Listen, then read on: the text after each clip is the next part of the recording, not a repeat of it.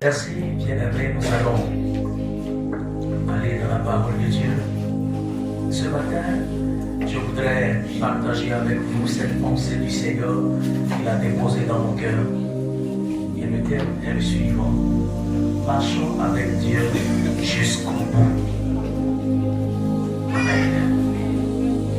Marchons avec Dieu jusqu'au bout. Amen. Depuis le commencement, Dieu a toujours voulu que l'homme marche avec lui. Oui. Cela a toujours été le désir de Dieu.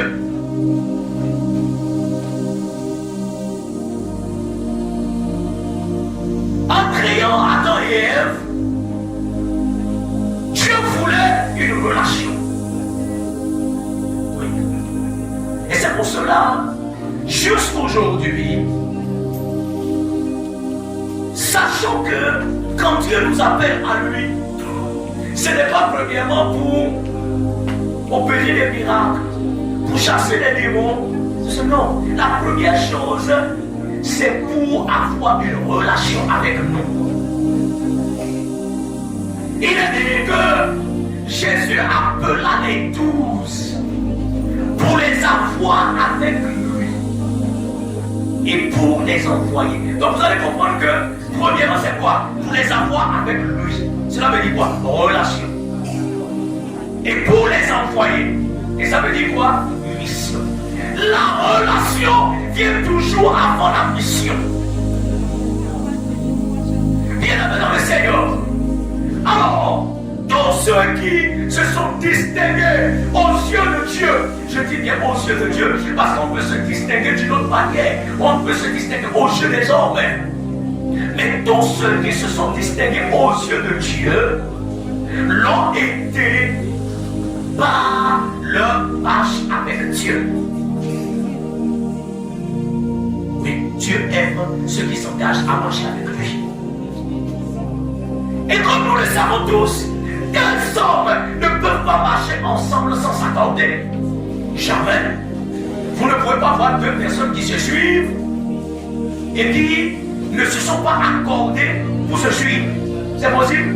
Non. C'est pour cela que vous pouvez voir quelqu'un en train de marcher maintenant et puis un autre, c'est pas derrière, et puis même il est en train de marcher parce que chacun sait là il est en train d'aller. Ils peuvent suivre la même direction mais ils ne vont pas au même endroit. Ils n'ont pas les mêmes préoccupations. Ils n'ont pas d'accord.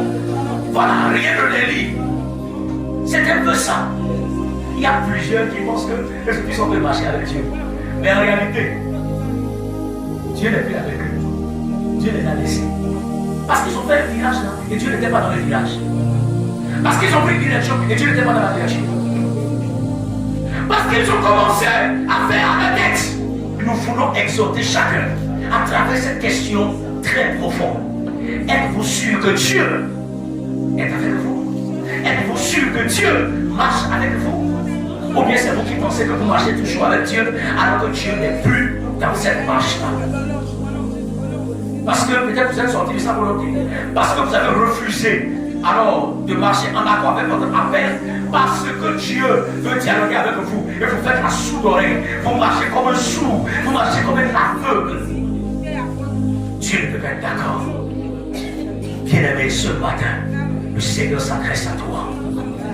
Restez en accord avec votre appel. Permets à Dieu de pouvoir manifester sa gloire dans votre vie. Quelqu'un m'a entendu? Je peux le répéter pour toi. Si tu restes en accord avec Dieu, en ce qui concerne ton appel, c'est-à-dire ce que Dieu t'appelle à faire, de façon spécifique, ça veut dire que ça te concerne toi.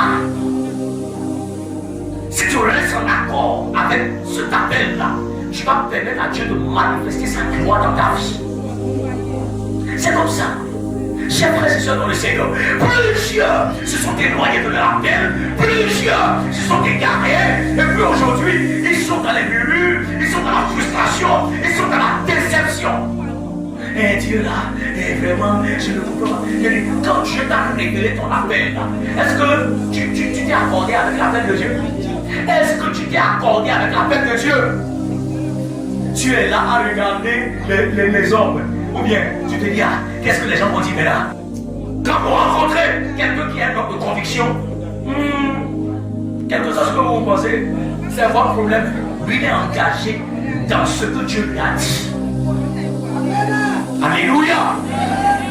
Frères et sœurs dans les Seigneurs, 1 Corinthiens 7, verset 17 dit ceci. Il est seulement, quand on commence une phrase seulement là, il faut lire alors ce qui vient avant, c'est important. Seulement que chaque marche selon la part que le Seigneur lui a faite, selon l'appel qu'il a reçu de Dieu. Vous voyez bien? Selon l'appel qu'il a reçu de Dieu. Que chacun marche selon la grâce que Dieu lui a faite. Écoutez, la grâce que Dieu vous a faite, c'est pas ça qu'il m'a fait, quoi. Non. Notre Dieu, il ne produit pas des OGM. Notre Dieu ne fabrique pas des pigeons. C'est-à-dire, tous les chrétiens ont des têtes de pigeons. Non. Notre Dieu est un Dieu de variété. Notre Dieu est un Dieu de diversité. Notre Dieu, c'est un Dieu de couleur. Alléluia. Ouais. Celui qui a créé l'arc-en-ciel. Et allez voir ce qui est au paradis. Allez voir ce qui est au paradis. Mais vous ne voyez pas l'arc-en-ciel, la beauté de l'arc-en-ciel, les couleurs. Oh mon Dieu. Bien-aimés dans le Seigneur.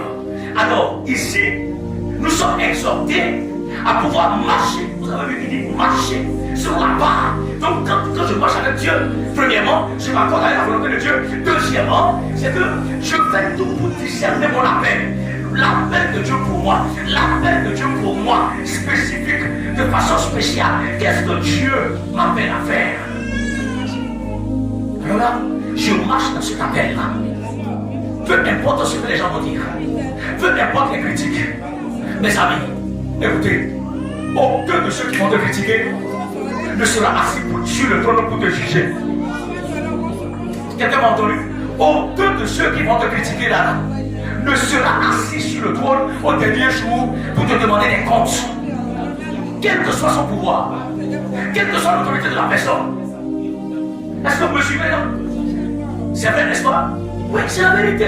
C'est Dieu qui sera le dernier juge et le juste juge. Donc, frères et sœurs dans le Seigneur, restons en accord avec l'appel spécifique que le Seigneur nous a adressé. Noé, Dieu l'a préservé du monde en faisant quoi? En le mettant dans l'arche et en détruisant maintenant tout ce qui est au dehors. Est-ce que Noé a été atteint? Non, c'est de la même manière. Si tu marches avec Dieu, mon frère, ma soeur, ce dont souffre le monde, ce qui tue le monde, ne te tuera pas.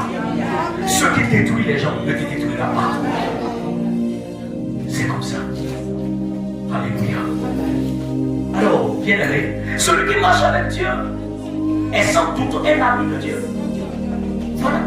Mais si tu es ami de quelqu'un et que la personne a une information urgente, une information, la personne sait que l'information là-bas va t'aider. Est-ce que la personne va te cacher ça? Si la personne est vraiment ton ami, elle va te cacher ça. Vous avez vu ce que Dieu a fait avec Abraham? Il voulait aller détruire Sodome. Ils n'avaient rien pris à voir.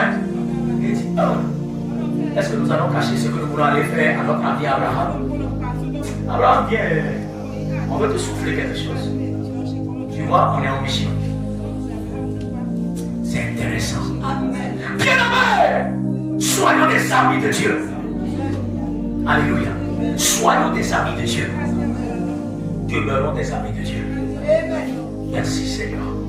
Jacques 4, verset 4 dit: ne savez-vous pas que l'amour du monde est inimitié contre Dieu? Celui qui veut être ami du monde sera ennemi de Dieu. Vous voyez?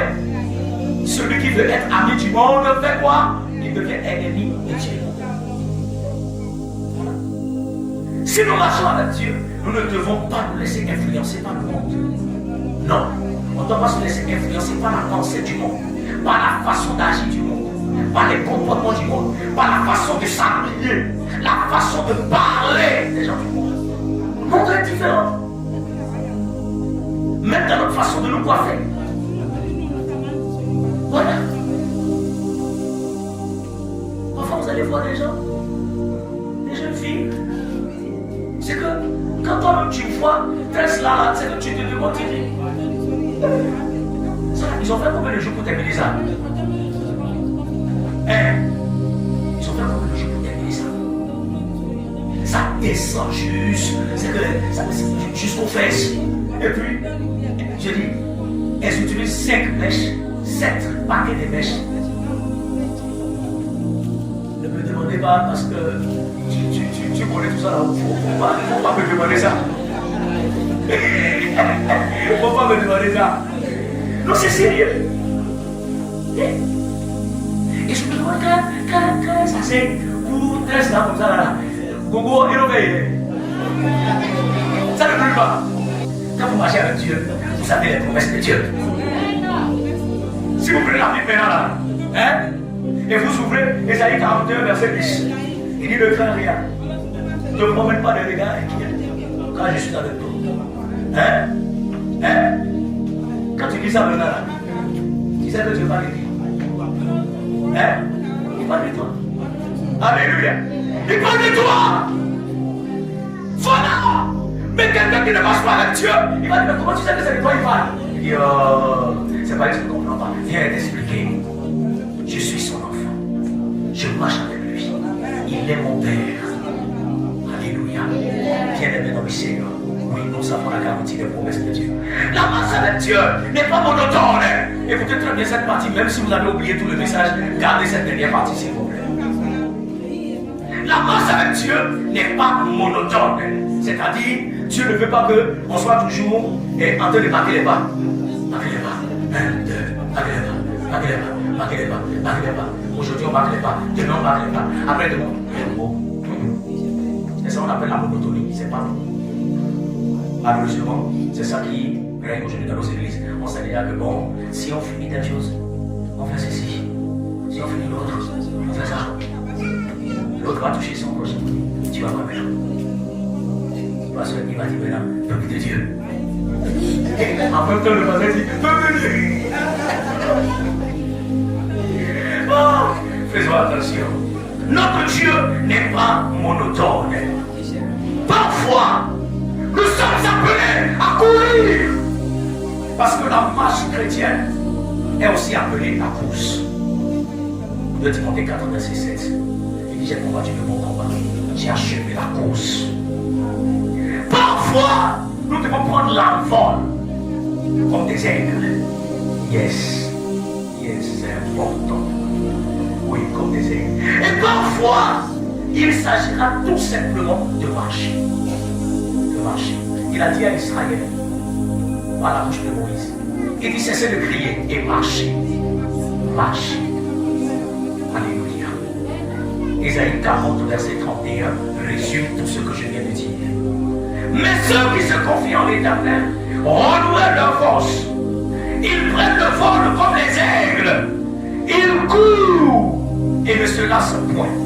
Ils marchent et ne se fatiguent point. Les trois faces dont j'ai parlé là sont dedans. Il dit quoi? Ils prennent l'envol comme les aigles. Il dit ils courent et ils ne se lassent point. Et il termine, il dit ils marchent et ne se fatiguent. C'est que c'est intéressant. C'est pour dire que, écoutez, il y a des saisons de votre vie où vous devez courir. Oui. Il y a des saisons de votre vie où c'est que c'est pressant, c'est urgent. Si tu traînes, tu vas rater l'occasion. C'est une saison où Dieu demande que, allez, vite. Il faut courir. C'est comme nous les humains, nous savons très bien ça. Ou bien, parfois quand nous envoyons nos enfants pour aller nous acheter quelque chose et que c'est urgent, on dit il faut courir. Ou bien, il faut courir. Est-ce que c'est pour le temps où il y a l'enfant de courir? Non. Non. Il y a des moments où on dit prends la moto pour que ça soit rapide. Vous voyez là. Alors que ce n'est pas tout le temps qu'on dit de prendre la moto. C'est comme ça avec Dieu. C'est comme ça avec Dieu. Il y a des moments où le Seigneur dira cours. Il y a des moments où le Seigneur dira marche. Il y a des moments où le Seigneur, à cause de la manifestation qui est dans cette saison-là, il va alors te faire envoler comme des aigles. Vous savez, quand on dit l'envol de l'aigle, tel que c'est dit ici dans Ésaïe, là, c'est pour parler de l'accélération. Oui, l'accélération. La percer. Parce que l'aigle baisse. Le ciel, il va haut pour le ciel. En fait, c'est ça. Et Dieu met tout ça dans son petit de mes enfants. Je vous ai appelé tout ça. Alléluia. Frères et sœurs dans le Seigneur. Dans tous les cas, je veux que nous soyons constamment en progression.